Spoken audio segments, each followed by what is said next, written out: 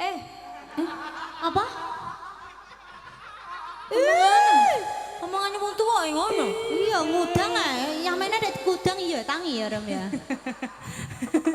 Iya. Anake Udin iku nyamene dheweke tangi no. Dek Sano. Iya, Dek Sano makane dikudang. Ya, mangga. Ya.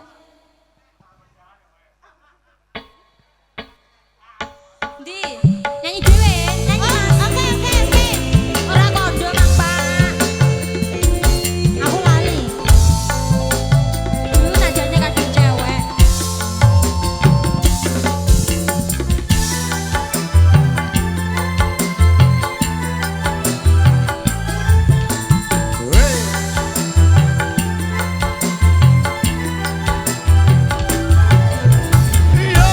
Kau yang ku sayang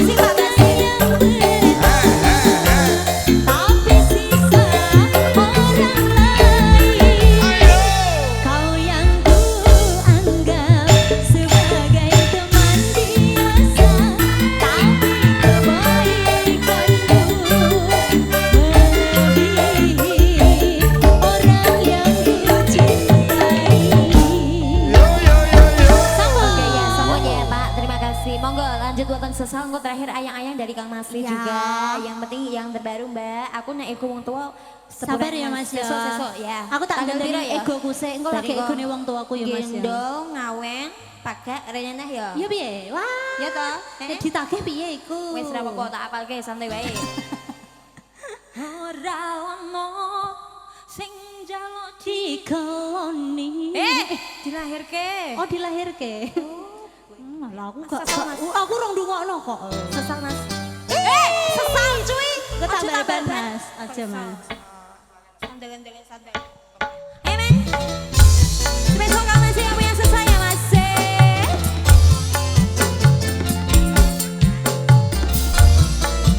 Bila aku tidak hadir kamu bernyanyi ini kan, mau menolak kamu. Capeng tidak boleh kayak gitu.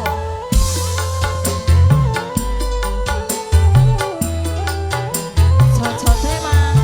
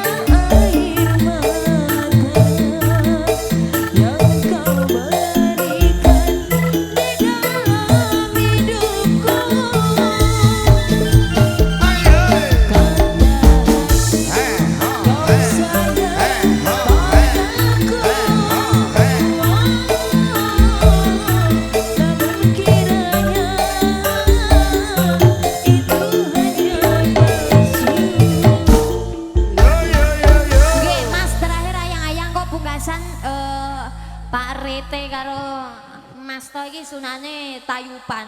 Oke. Tapi lo bacute podang kuning kudune mau koplokno tayupan lah kok Din. Din, spesial yo. iki ning nggono mo. Monggo ayang-ayang. Ayo Sek, kowe Kowe dhewe sing wis nyanyi, urung Sek. nyanyi dhewe kok. Spesial yang punya ayang-ayang Kang Masku yang ada di Banja.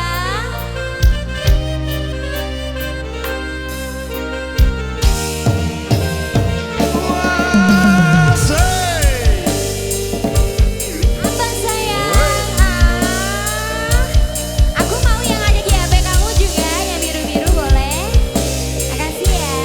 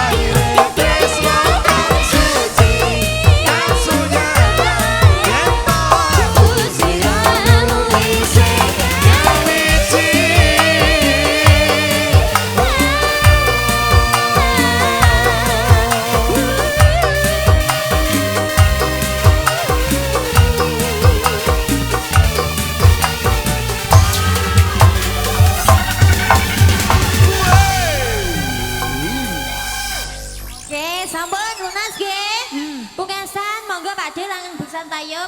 Pun antri wonten kapilut. Tayuban, Bro. Tayuban sampe mau dijikno iki kapilut karo podang kuning iki jalukane Pak Rete lho karo Mas To iki. Iya.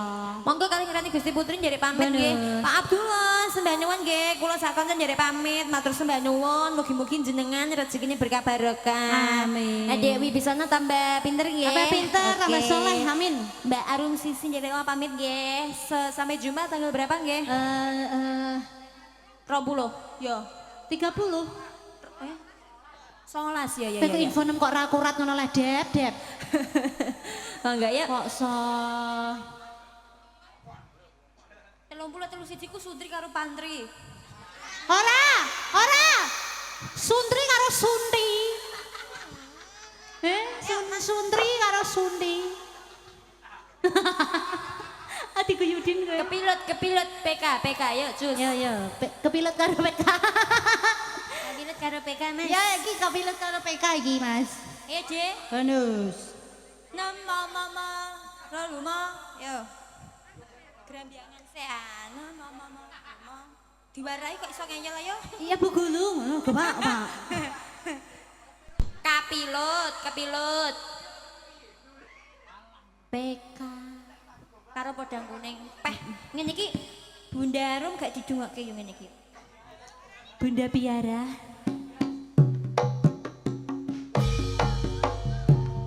Ondel-ondel. Kayak ondel-ondel persis.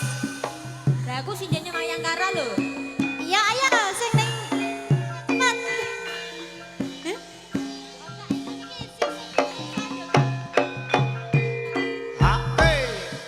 Bang Asri atau Sabto Sang Sulaiman. Iya. Aku sih. Terserah. Kalamun waros liramu batin iki anane tansah rengu. Aku gak apa kok. Rasa tresno kang tak andhep sarwa mikir ati kang tak bisa jendem. Wae gak apa kok. Ilmu pengangguran. Ngecati aku iso lho Pak. Mau Iya, guyu nek nah. Pak RT. Saben wanci tansah anggo Sobat. doati nanging aku wedi bloko pungkasane temahan loro senadyan aku yen katulung nanging caket sajroning Radiant Channel. Hatiku. nggonku nandang tresno iki Wis kinodra sadermo nglampahi kula kadal tak Iya. Ulo kat sawah sapa mendut. ngendut aja kadal jare mono. saben owah atiku wis Kapilo. kula kadal ae Ya. Ferguson. ngarasaku lamun bisa cecaketan sliramu Ayo tanjana Mas Udin podang kuning Mas Udin yo. Oi. Pak ndek beksa Pak nayep gene. Yuk. Atas-atas sing langsung. Nggih ngasake ndolokan sembah nuwun nggih. Nggih, Pak Bas. Bang Asri rencange. Yuk. Hey. Jos. Melu joget to Pak RT. Kombat ayo, nayop. ae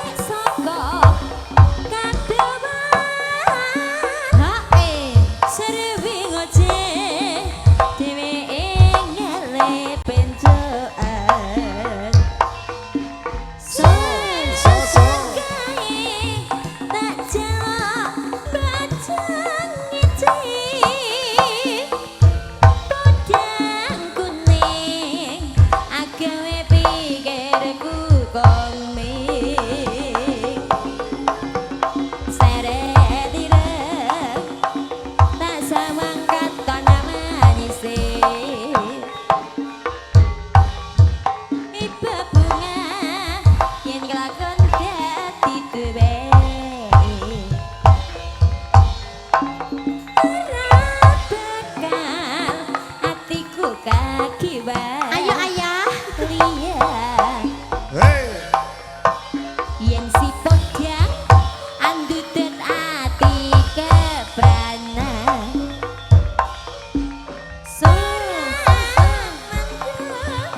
hatiku sana sayang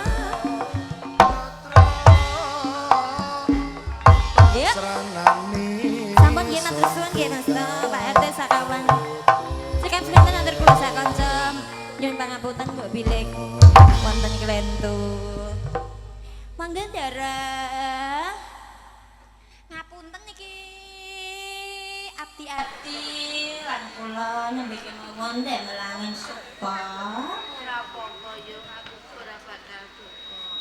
Ning kabeh kewajiban itu dilakukan. Lagi kowe padha langsung. Wis ayo padha ndedhi. Kowe karo aku ing daerah. Mending kang terus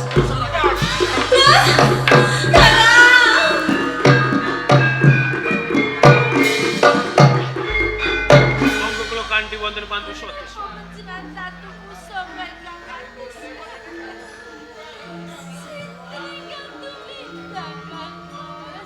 Biar Mergo saka tumindak kadang panamkarap milihake kawibawan oleh Raja Mataram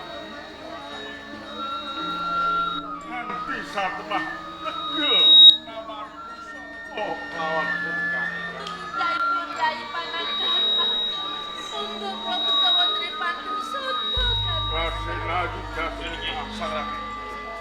Aku mung titip garwaku lampu terang. Ojo ayo mono, ojo nganti meru dasipun. Malam. Aku lagi kata. Salah. Pesante, lawan pemuda. Ayo, dirokti wae.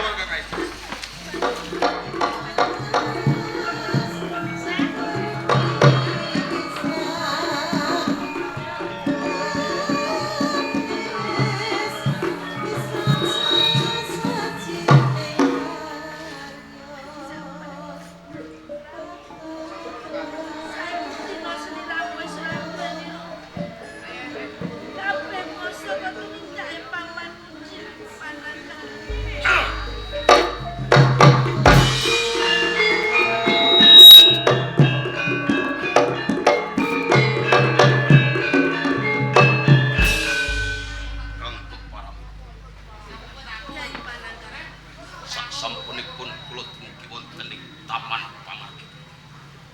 Kok panjenengan dika tawang-tawang tangis. Semune menapa katosipun? Aja cocok ora ngerti kabeh kang dumadi ning Mataram. Wonten kedatusan menapa wonten ing Mataram ini? Kabeh mau saka tumindakmu. Garwaku mbok pateni panangkaran.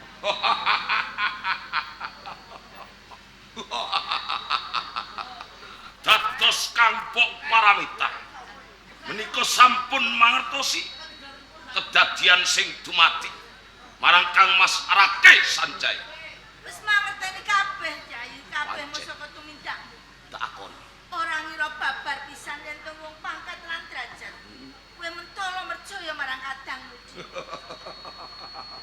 Mergo aku pengen ngalap palu. Nanging digondheli dening Kang Mas Arake Sanjaya. Mula pesalah kalamun to aku jaluk ananing palu. Mesti wae kabeh mau luput jalaran ku mau ora hakmu. Kowe ora duweni ane Mataram hidup kene panangkaran. Kanggo Paramita. Ora usah kaken Gus. Kanggo nebus dosa lan luput. Mergo wektu dina iki Kampok Paramita ditinggal dening Kang Mas Arake Sanjaya. Gelem Kampok Paramita dadi bojoku.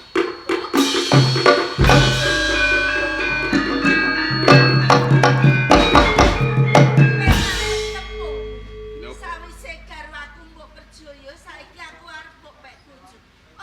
ngimpi sadurunge melek kowe Pananggaran. Nganti kapan wae aku ora bakal sudi dadi garwamu. Ora bisa napa.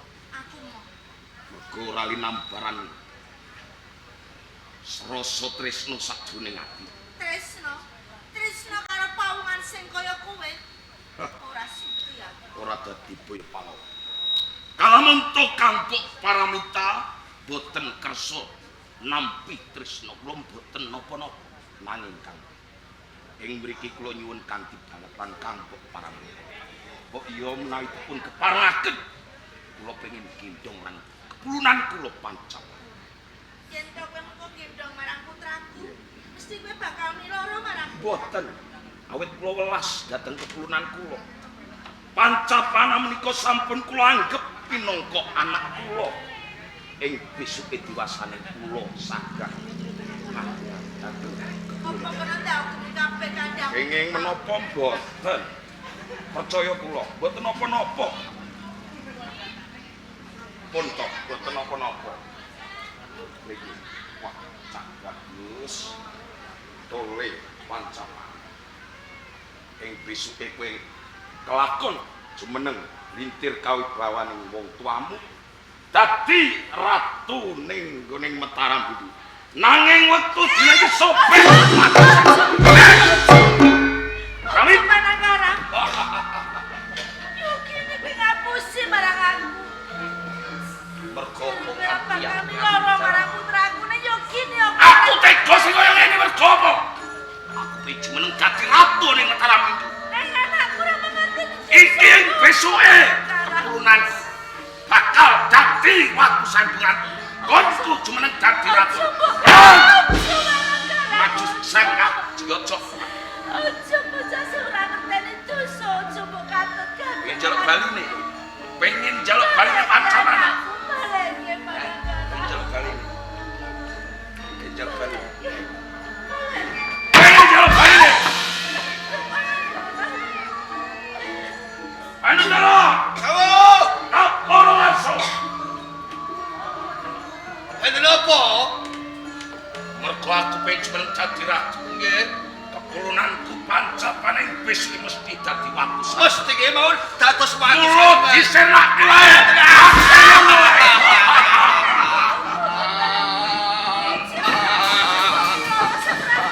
Bawa. Hayya. Bos, ayo iki bos. Ayo.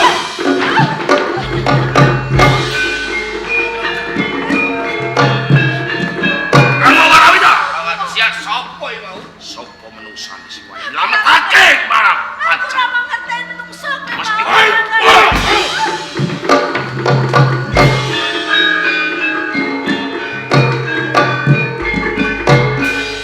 Dawuh, Ono menungso keng nyolowati kok dadak kuwi meneh ae. kula babaran boten mangertosi.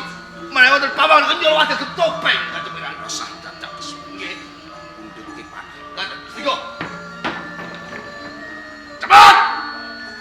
Sopo menungsane sing wani nyelametake kang paramita. Keturunan. Ojo takon dosa lakon. Panah saka kaduan. Mesti bal pemekane pati bos.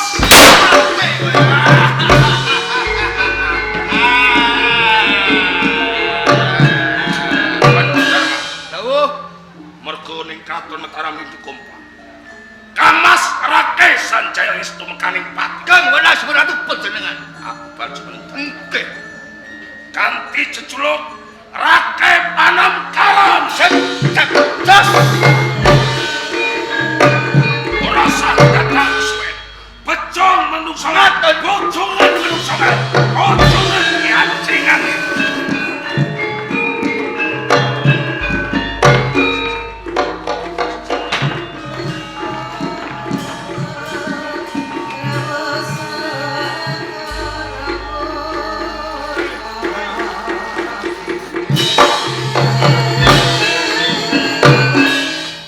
Dipun kiat-kiataken lho Rai. Monggo kula kanthi wonten pantung sodo.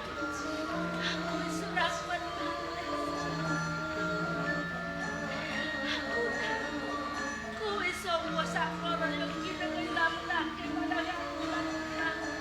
Kula panjenengan. Kula Asli malaikat dengan semula. Yudhase naran dase. Non iki. Iki nek aku nilakake panuwun marang kowe dene kowe pareng tetulung marang aku. Sampun limrah menawi kula menika saos pengayuman dhateng panjenengan Nur Ayu. Dipun kiat-kiataken Nur Ayu. Selamat ke pancapan. Nur Ayu, Nur Ayu, Nur Ayu. Namun tokolan aku sing mapan oning Mataram. Iki bebayani banget.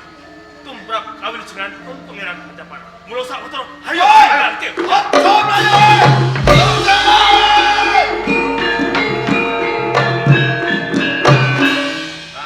Alah matek ya kongole yo. Lho. Wong loro wae topeng sapa? Ora enek. Hei, ojo mlayu kowe.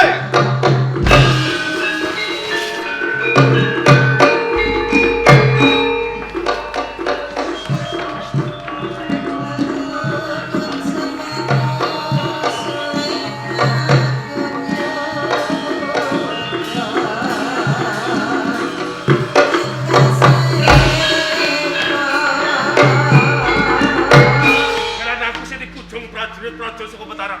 Kaya ngono. Ayo sesingi kamu. Oi! Ojo mlayu kowe.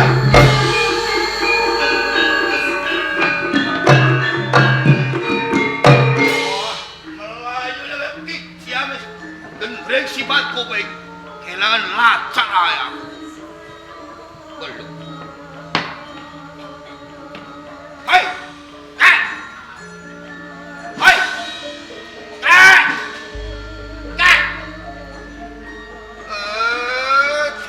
Deki tekai.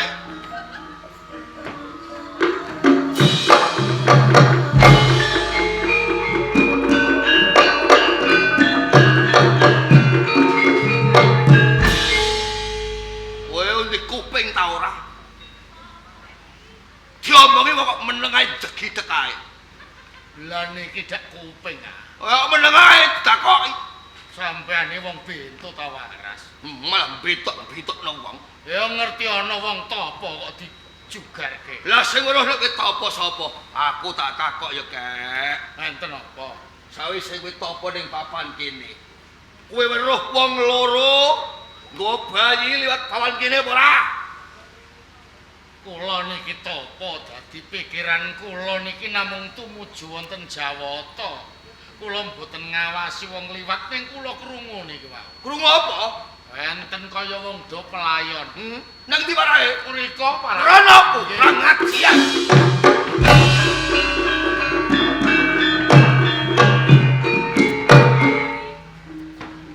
Ayo Jane sapa iki?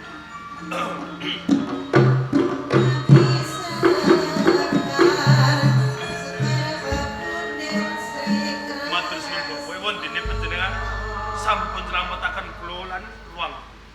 Tenane sampean iki sinten? Tenanipun kula Senopati saking Mataram Hindu. Ngatur pirsa menawi wekdal menika Mataram Hindu nembe kemawon geger.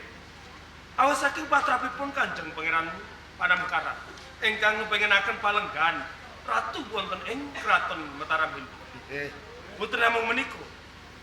Sang Rake Sanjaya sak garwanipun wekdal menika ugi sampun pejah karana awas saking patrapipun Kanjeng Pangeran Panamkara. Lajeng kok ngantos ndika kekalih. Sami mlajar kala wau. Sekawit kula namung nyelametaken punang jabang menika nggih Raden Pangeran Pancapan. Dan Nggih, nuwun sih. Dulu panjenengan menika kula biksu Bayu Murti Gunung Kidul omah kula. Bapak Bayu Murti. Nggih. Bapak Bayu Murti. Sepisan malih kula matur suwun sangat kalih panjenengan. Menawi to mboten kawratan. Kanjeng Pangeran Pancapan badhe kula pasrahaken dhumateng panjenengan. Oh, ngaten. Nggih.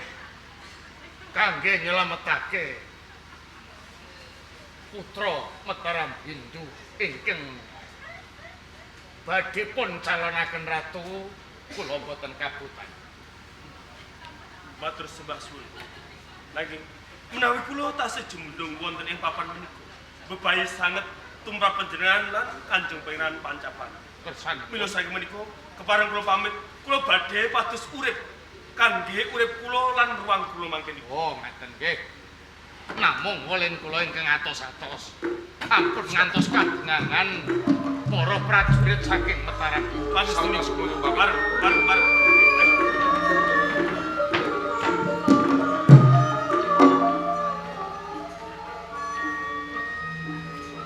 Rake Panamkaran. Saiki kenguasane ana ing Mataram iki. Ya. Pangeran Pancapana, kowe bakal tak gedhekke tak glondah ana ing Gunung Kidul.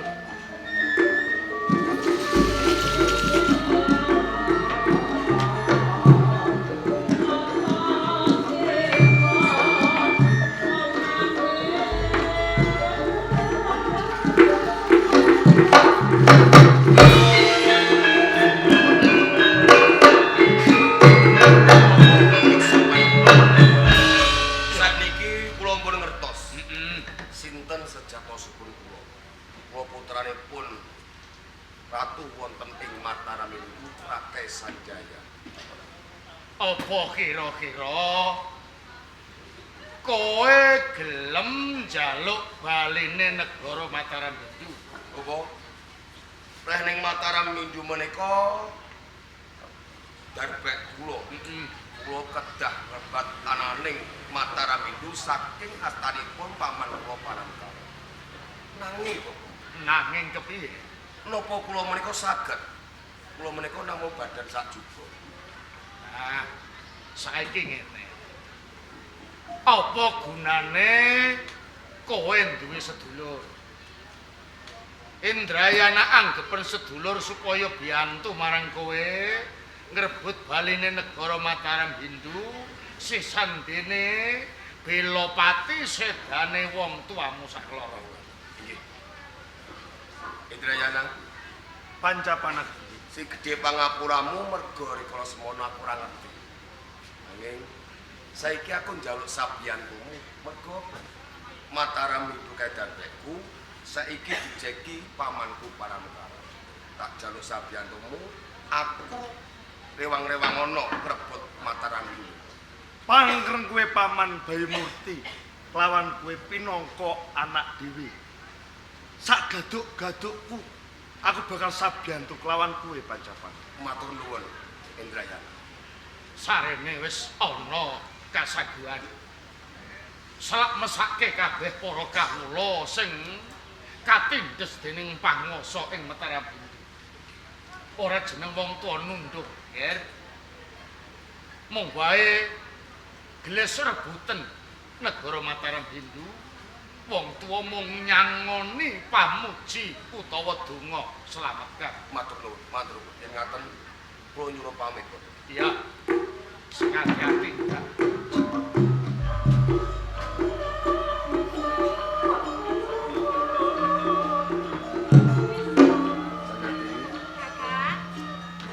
Aku bakal tumuju ana ing Mataram Mindu. Jaluk panjenenganmu muga-muga aku bisa kasembadan ngrebut Mataram Mindu. Sudahnya pantulan kembali nyanggone sampean semua. Muga-muga bisa kelakon Kak. Indrayana. Disilaku, aku bakal sumusul kelawan kowe Pancapana. Kula nyuwun pamit. Iya, sing hati-hati. Jawa kosowan-suwipun paman Bayu Murti. Indrayana. Paestu sampeyan terus pinangka jala okur lampahku. Tumuju wonten ing Mataram. Mbanyung milih pandungane wong tuwa bareng ilaku. Candra Dewi. Sawetara kowe bakal tak tinggalke. Pandungamu sing tak jaluk. Enten ana tekaku wong ayu. Hati-hati ya Kak.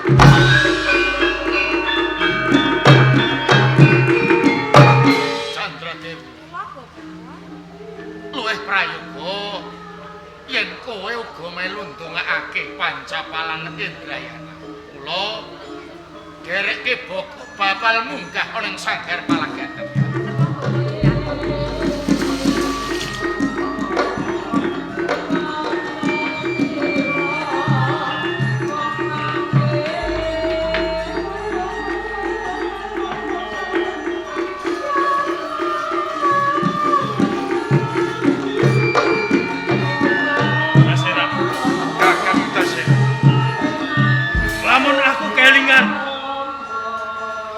20 tahun sing kepungkur.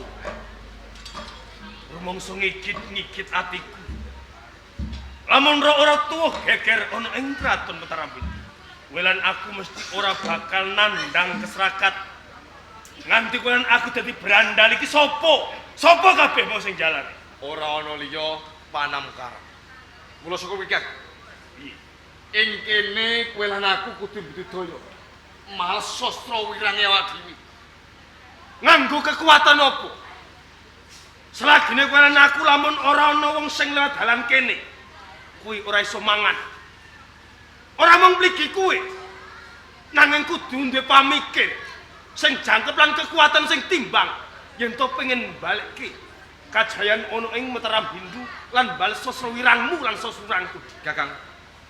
Ing mengkone lamun Tara Kanoman liwat papan kene sepisan dijaluk bondo donyane kaping pindho. Lamun to gelem dijak bebarengan ngungkeh kuwi kagungan ana ing Mataram Pindu. Yen ngono aku sarujuk. Lamun to ana sapa wae sing lewat dalan kene, bandane yen ora wenehke pateni, yen ora gelem manut kowe lan aku mengko. Sapa kowe? Ayo sing ta.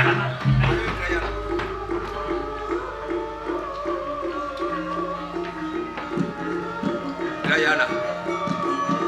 Yen Sedulur tarasake nggon umaku tumuju ana ing Mataram Pindu. Iki wis udakara suwe. Lamun kowe ngrasakno saya, kena ngasuh sawetara ana ing papan kene. Apa tenan iki? Heeh. Ayo barengan kelawan aku. Ayo. Ngasuh sawetara.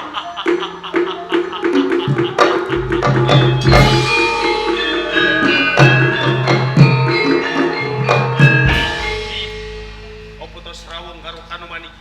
Babar pisan. Mula saka kuwi iki tadah pangane dhewe. Wis ana 5 dina kowe lan aku durung ngrasake sego. Takoni jaluk bandane. Kowe sak kloron liwat papan kene. Sadurunge neruske lakumu tinggal bondo donyamu. Monggo dhisik. Tepung wae durung kenal wae apa meneh. Kok kowe njaluk bondoku? Oh, jebul kowe perangane sambang dalan. Sok seneng ganggu wong liwat ana ing dalan kene. Pancen bener. Di paungan ning aku ora duweni bondo donya. Bondoku sing tak gawa iki. Yen kowe ora duweni bondo donya, saiki kowe gelem dadi kanca rangku njarah rayah ana ing tepis iring alas kene. Mengko lamun aku duwe dhuwit, entuk dhuwit akeh kanggo seneng-seneng awake dhewe. Kok gampang temen ucapmu. Tumindakmu kuwi kleru. Kowe dudu watakku. Sok seneng gawe kapitunane liyan. Sing tak jaluk lawan pesak kloron. Cukup semene, sumendo sawetara. Aja seneng jarah rayah bandane liyan. Ora usah sesorah lawan aku. Gumantung kowe. Kowe gelem apa ora? Sing gedhe pangapurane aku ora saguh. Yen ora saguh wenehke bondo donyamu, aku ora duwe apa-apa. Kudu tak peksa dina iki.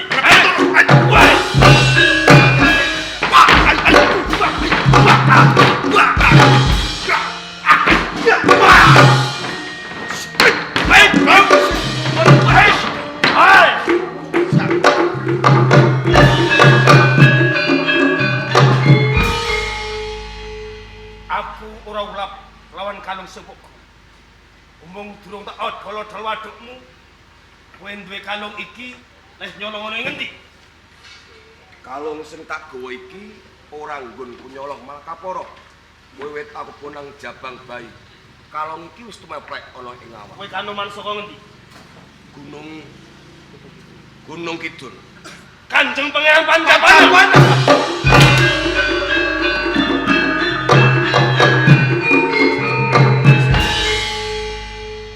Satenane iki sapa? Kok ngerti yen aku Pancapana? Tuhunipun rikala semanten kula kalebet senopati saking kraton Mataram. Senopati ana ing Mataram Hindu. Awit gegeripun Mataram Hindu panjenengan kula slametaken kalian Prasena. Wonten ing ngersane Bapa Resi Bayu Murti wonten ing Gunung Kidul. Sak temah kula nglandara kula pados urip brandal pegawean kula wonten sak tengah alas menika Pangeran. Saiki aku wis ngerti yen kowe senopati ana ing Mataram Hindu, Prasena lan Udasena. Aja sinten kaneman ingkang gagah witeksa. Juwanake aku Indrayana. Indrayana. Pinangka mitra Pancapan. Pangapunten lajeng banyak-banyak kali kula boten mangertos estunipun panjenengan terus. Sak menika panjenengan semun akhir tiwas menika meratelaken pinang kula panjenengan emaing pun saged nyawiji sami-sami minggah wonten ing Mataram Hindu ngrebut ananing palenggan wonten ing Mataram. Nanging sadurunge aku matur nuwun. Tanpa kowe aku ora bakal dewasa nganti temakane iki. Kabeh mau kang bisa nyelametake kowe. Menawi kula caos pengayuman dhateng panjenengan. Nanging imanipun kula mboten saged caos pengayuman dhateng Sudarma lan ibu panjenengan Jumung. Ora apa-apa, Kang Baku. Kowe kabeh wis mbudidaya nyelametake aku saka paman Panamkaran. Lah, mula saka kuwi, reh ning Mataram Mindu kae darbekku. Rewang-rewang ana ngrebut Mataram Mindu saka tangane paman Panamkaran. Kula sagah ngrebat palenggan wonten ing Mataram Mindu. Yen pancen koyo ngono, ayo saiki Monggo kula dherekaken. Mataram Mindu.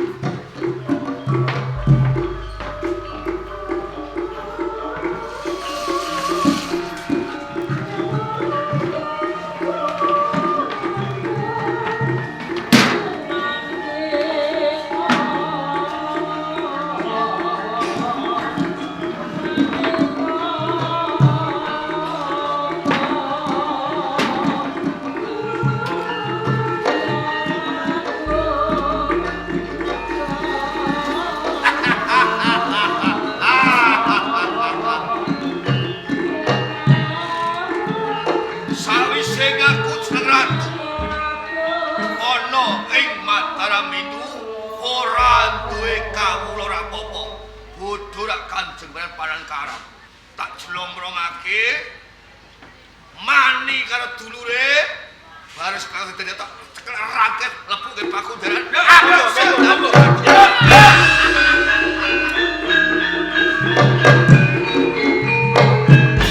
Kawula rasa digoleki ado teko dhewe-dhewe do kepengin dadi prajurit. Sapa sing pengin dadi prajurit? Kowe atra Ora butuh aku dadi prajurit ana ing Mataram. ora butuh kok munggah Ndawa Mataram. Mergo ana petung mligi kanggo kuwi. Pandharma. Ana pitung apa kowe karo aku Sapa disawang kanthi permati? Isih eling aku pur. Prayuda. Rupamu gosong kabeh. Nganti aku munggah ana ing Mataram Mindu, cetane tembung menterenge aku kepengin demo kuwi. Wah, Prayuda Yudasena. Don demo aku sing mbok kekuatan ki apa Sopo iki? Ditepungke. Aku Pancapana. Wis bongko. Sokor mangsaku gampang mencap. Wis bongko ngaku-ngaku Pancapana. Kok kowe ngerti yen Pancapana kae wis tumakaning pati. Mati. Sing mati sapa? Sing mati sapa? Demit mbok sapa? Kowe saya eling ora ana ing taman. Kowe tak dupak, bayi tak go mlayu. Kowe Kene layak kowe dero kabeh. Was ngeleng-eleng Kowe lungguh ana ing Ngene. Mataram Mindu iki piye ra? Api-apian ate. Bapak piye? Gandeng ratu ning Mataram Hindu saiki aku. Biyen pancen Kanjeng Pangeran Panamkaran. Iya. Ning kene kabeh kudu caraku. Kanjeng Panamkaran tak leboke pakunjaran sing dadi ratu gentian. Lah kowe do rene, kowe dadi prajurit kudu apik ah. Ora butuh. Baru daro. Palungguhan dampar Maesondanu ana ing Mataram Mindu. Iki ora darbekmu mula saka kuwi. Luwih becik kowe mudhun saka palungguhan. Mudhun. Usah. Iki maksudnya piye ta? demo. Isih tengok maksudnya piye? Sesembang kudu lengser. Aku ora bupati Pati mbok demo ae. Mergo ade ora Nggonmu dadi pengayoman. Iki padha wae.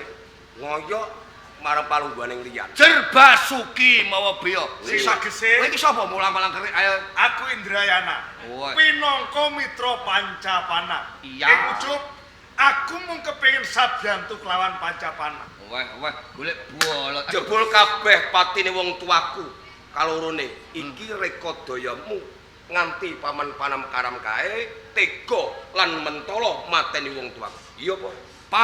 Apa? Panjangka kudu dijangkah.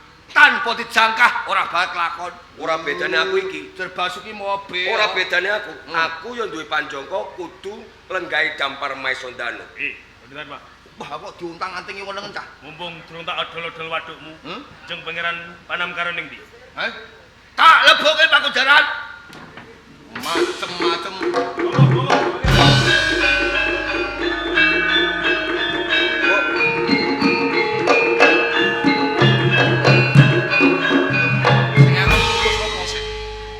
Kok nganti kowe ngwalake aku ning pakujaran. Kula Prayuda. Prayuda Prasena. Lurus. Nganti aku mlebu ning pakunjaran mergo saka daya tak. Lho. Pundi diane wau? Padudara. Hei. Rene ora. Apa mlayu makan kae.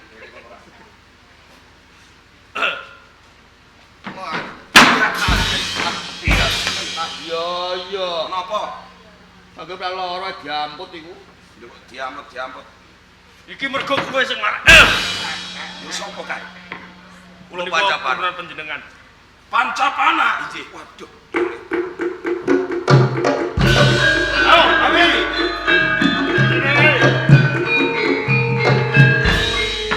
Paman Panamkaran. Kula sampun ngertos. Sejatose sinten ingkang ndang dedah wonten ing Mataram itu. Nggih, menika Pancen bener. Kula pocot ae. Sandang penganggun ora pantes. oh ngaten iki. Apa? Ora patut. Ratu kanggo iki aja. Wis ora dadi ratu. Ya nek buka lagi aja. Buka. Iki aja buka kaya.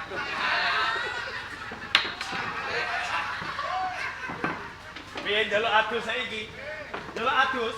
Omongane pira kok atus. Ah, iku balatu kanyepen ku sakit. Mergo pikiranmu panas.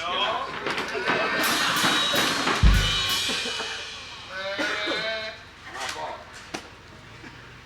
Teknik. Minggat kowe. Satu pira pateni.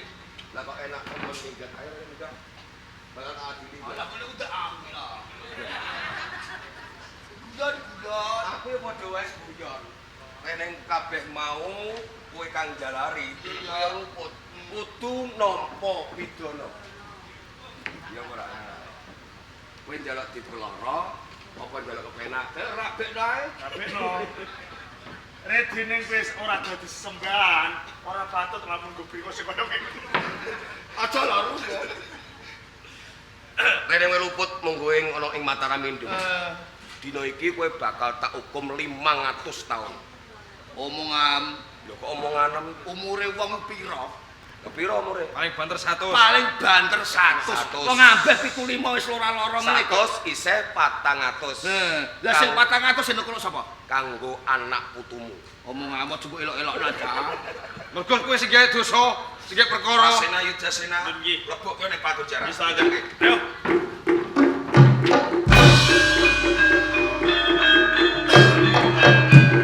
Yen kepunan Pancapana injih kula Pamas sing wajib munggu ing damparing keprabon ana ing Mataram itu ora ana liya kuwi.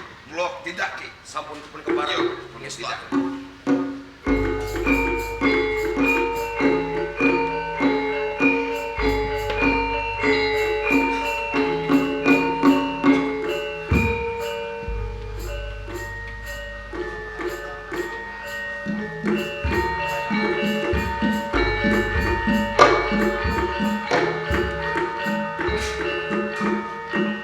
Matur nuwun. Kabeh sedulurku kang nyengkuyung. Saiki aku jumeneng Prabu ana ing Mataram Indu. Tanpa kowe kabeh aku ora bakal bisa ngrebat ananing Mataram Indu saka tangane Bandu Dharma. Mula saka kuwi kabeh dadi paseksen. Ning saiki aku jumeneng ratu kanthi jejuluk Rakai Pikatan.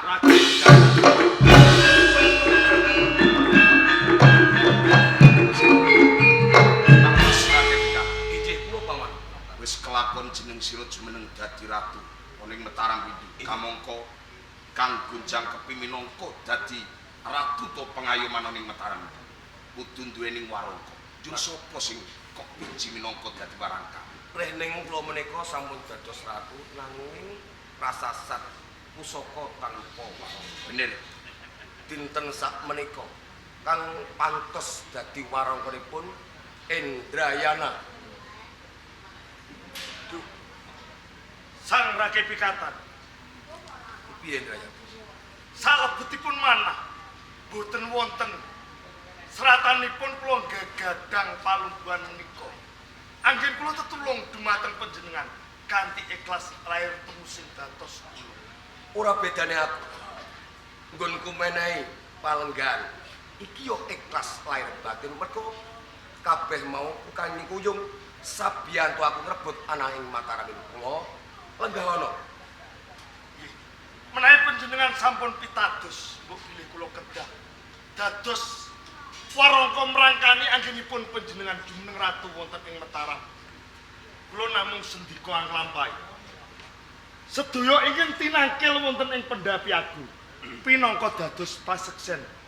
Saksampunipun kula jumeneng pepatih wonten ing Mataram iki. Badhe jejuluk Patih Mahesti Praja.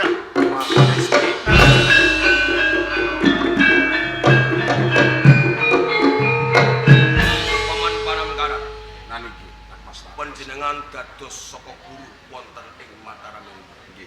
Rasena, Durasena. Iki. Kabeh mau lelabuhanmu. Gedhe labuhanmu tumrap ana ing Mataram kula. Dina iki sliramu tak angkat dadi tuwa-tuwanggane senopati ana ing Mataram. Matur suwun. Mahesti Praja, Paring dawuh Sang Rake Pikatan. dening sliramu saiki dadi patih ana ing Mataram. Aku pengin krungu kepiye sumpahmu ana ing ngarsa. Kula jejeripun abdi dumateng panjenengan. Menawi panjenengan ngersakaken napa kemawon, kula namung sendika anglampahi Sang Rake Pikatan. Sendika anglampahi. Kados ngaten Yen iki. pancen kaya mangkono entenono sawetara.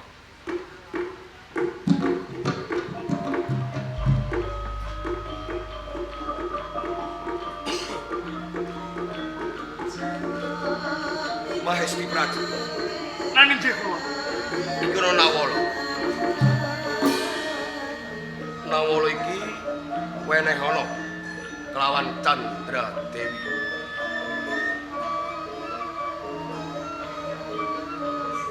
Nanging weling Kados aja pisan-pisan sliramu mbuka ananing Nawala. mestakaken dawuh.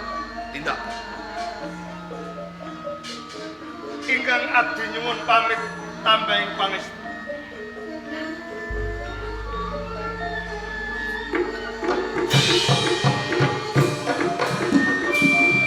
Panang areng-areng kabeh kawula ana ing Mataram itu. Cetha Mataram itu wis ayom lan tentrem nanging aja nganti kendhat ing kaprayitnan jaga-jaga katentreman ana ing Mataram itu. Tindake.